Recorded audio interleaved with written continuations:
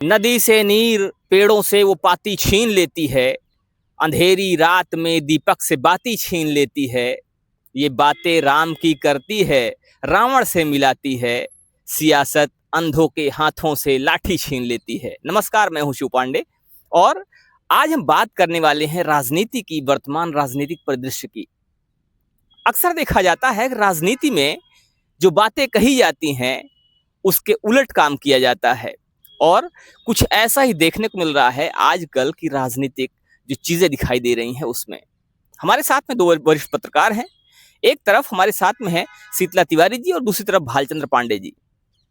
हम आज इन दोनों वरिष्ठ पत्रकारों से बात करेंगे कि राजनीतिक जो परिदृश्य है, जो आज राजनीति दिखाई दे रही है, जिस तरह से राजनीति का रूप दिखाई दे रहा है, आने वाले समय में क्या वो राजनीति को विकृत करने वाला है या राजनीति को एक नई परिभाषा देने वाला है?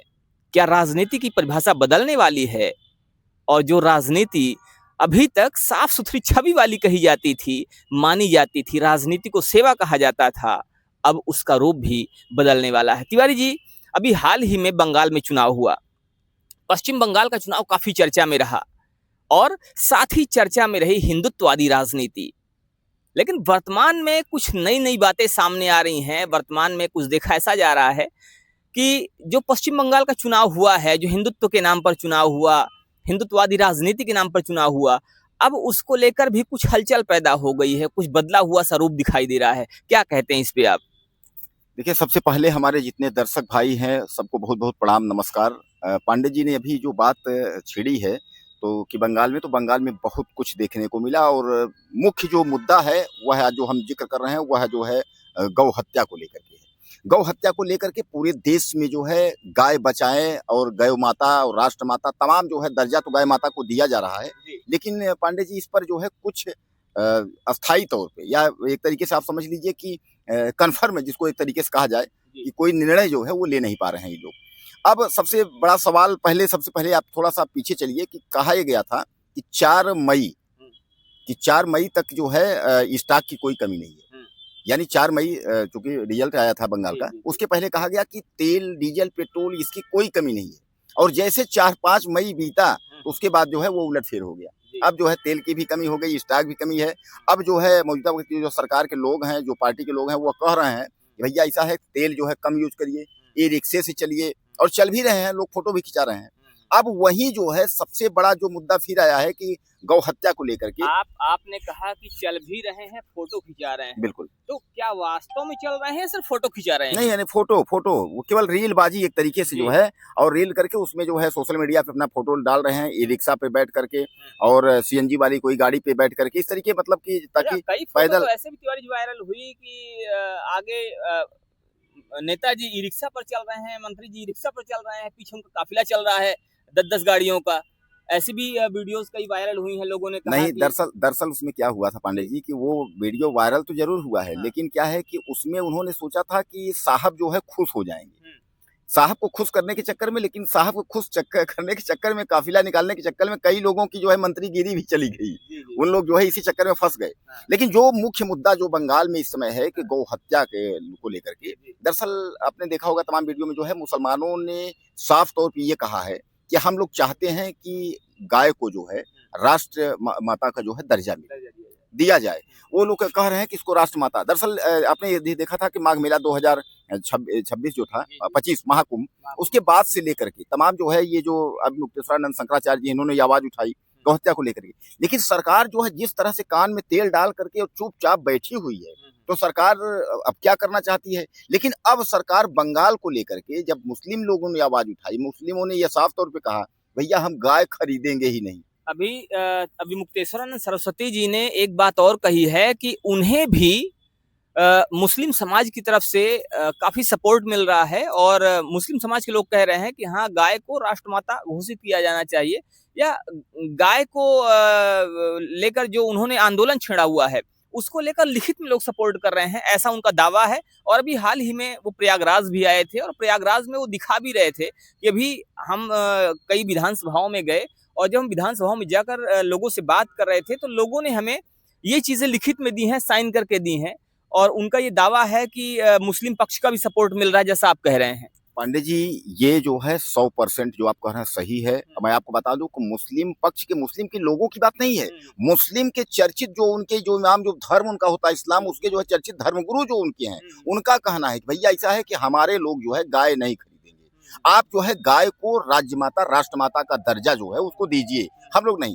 अब जो है बीजेपी जो है वो पल्ला झाड़ना चाह रही है, जो मौजूदा सरकार है, वो शुभेंदु जो वहाँ के मुख्यमंत्री हैं, वो जी अधिकारी, उनकी सरकार, अब वो ये कह रहे हैं कि भैया गाय जो है वो 14 साल तक जो है आप नहीं काट सकते, 14 साल के बाद जो है काट सकते हैं। इसके पहले भी आपने देखा था कि वहाँ जब लोग असम में ये बात उठा था तो उन्होंने कहा नहीं वो गाय गौ मांस वाले पे, उन्होंने कहा नहीं वो गाय नहीं, वो क्या बताया, वो लेके वो दो मतलब कोई गाय बताए, वो दूसरी गाय है।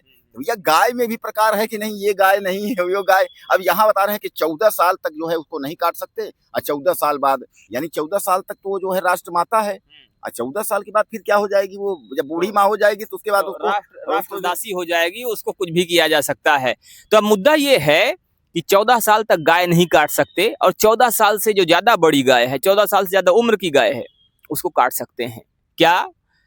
यहाँ पर प्रश्न ये है कि क्या आस्था की भी उम्र होती है कि इस समय तक आस्था इतनी रहेगी, उसके बाद खत्म हो जाएगी? अगर आप किसी को अपना कोई विशेष मानते हैं, या अगर ये कहा जाए कि आप किसी माँ को किसी को माँ मानते हैं, या किसी के प्रति आपकी श्रद्धा है, आपकी आस्था है, तो क्या वो आस्था समय के साथ खत्म हो जाएगी? क्या समय के एक समय सीमा पार होने के बाद उसमें बदलाव आ जाएगा? ये एक बड़ा प्रश्न है। पांडे सर क्या कह रहे हैं आप? ये जिस तरह से अभी ये मुद्दा उठ रहा है, जिस तरह से बातें आ रही हैं, जिस तरह से एक अगर सियासी हलचल की तरह इसको देखा जाए तो ये कोई अतिशयोक्ति नहीं होगी। क्या कहते हैं इस पर आप कि भारतीय जनता पार्टी क्या अपने मुद्दे से भटक रही है? अपने जो इसने पहले नारा दिया था, गाय की बात किया था, हिंदुत्व की बात किया था, क्या उससे अलग लीग पर चलना चाह रही है? देखिए सर, पहले तो सभी दर्शकों को नमस्कार। बीजेपी की आस्था चुनाव से संबंधित होती है। चुनावी परिदृश्य जैसे ही आता है वैसे इनकी आस्थाएं जगने लगती हैं, और जैसे ही वहाँ ये फतेह करते हैं इनकी आस्था बदलने लगती है। जीता जागता उदाहरण अभी बंगाल से देखिए। अभी तक ये गाय को राष्ट्रमाता के रूप में घोषित करते हैं, करना चाहते हैं, या फिर, और जैसे ही वहाँ चुनाव जीतते हैं, गवर्नमेंट बनती है, तो अब इन्होंने निर्धारित कर दिया कि 14 वर्ष तक गाय नहीं काटी जाएगी, उसके ऊपर की गाय जो है काटी जा सकती है। तो ये देखिए बीजेपी की पुरानी चरित्र है, ये आज की नहीं है। बीजेपी शुरू में ही, आप जितने भी मुद्दे उठा के देखिए, शुरू में बीजेपी विरोध करती है, और जब सत्ता में आती है तो बीजेपी उसी के साथ जो है वो उसको थोड़ा इधर उधर करके उसके साथ सामंजस्य बैठाना चाहती है। तो बीजेपी के साथ कोई नया नहीं है कि आज बंगाल में 14 साल के बाद गाय काटी जा सकती है। आसाम में बीजेपी के नेता, कितने बड़े बड़े नेता खुल के कहते हैं कि जो है हम खुद ही गौ मांस खाते हैं, या फिर इस तरह का कई बार वीडियो वायरल हुआ है। तो बीजेपी उनके ऊपर कोई कार्रवाई नहीं कर सकी, तो दूसरे के ऊपर बीजेपी कैसे कह सकती है कि नहीं गाय को राष्ट्रमाता घोषित की जाए?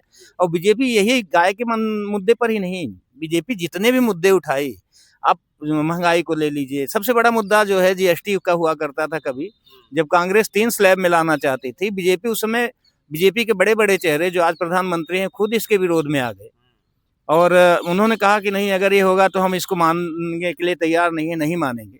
और बीजेपी कांग्रेस के जाने के बाद ये आए तो उसको 4 स्लैब में लाए, और उनके यहाँ 18% जो है हाईएस्ट था, 28% तक स्लैब में लेके आए। तो बीजेपी जो है अपने स्वार्थ के अनुसार जो है वो मुद्दों के साथ छेड़छाड़ करती है। इनकी आस्था तब जगती है चुनाव नजदीक आता है, चुनाव बीत जाने के बाद पूरी की पूरी आस्थाएं जो है ना वही खत्म हो जाती है। तो अब यहाँ पर बात ये है, यहाँ पर प्रश्न ये है कि क्या बीजेपी की आस्था चुनावी है? क्या भारतीय जनता पार्टी चुनाव को देखते हुए अपनी आस्था बदलती है, और कभी गाय कहती है, कभी मिथुन कहती है? जब लगता है कि नहीं, यहाँ पर गाय बोलने से मामला गड़बड़ हो जाएगा, तो उसी गाय को मिथुन का नाम दे दिया जाता है।